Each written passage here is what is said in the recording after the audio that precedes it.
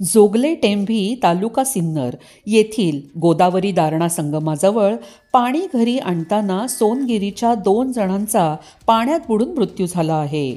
पुतणाला वाचवण्यासाठी गेलेल्या काकाचाही अंत झाल्याने गावात हळहळ व्यक्त होत आहे. मंगळवारी तारीख 10 सकाळी 6:30च्या सुमारास ही घटना घडली. बुडालेल्या काका पुतण्याचा गोदावरी नदीतून शोध घेऊन मृतदेह बाहेर काढण्यात प्रशासनाला यश आले आहे. सोनगिरी तालुका सिन्नर येथील गावात श्रावणात अन गणेश उत्सव काळात घरोघरी गोदावरी नदीवरून तांब्याच्या कलशातून पाणी आणून देवाला पाण्याचा अभिषेक करण्याची परंपरा आहे.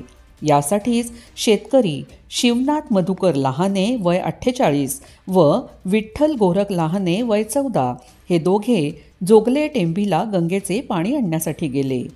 सकाळी 6च्या सुमारास जोगले टेंभीच्या गोदादारणा संगमाजवळ आले.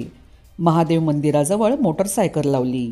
त्यानंतर विठ्ठल लहाने महादेव मंदिराजवळील गोदापात्रात आंघोळीसाठी गेला. मात्र विठ्ठलचा घाटाजवळ पाण्याच्या वेगाने तोल गेला.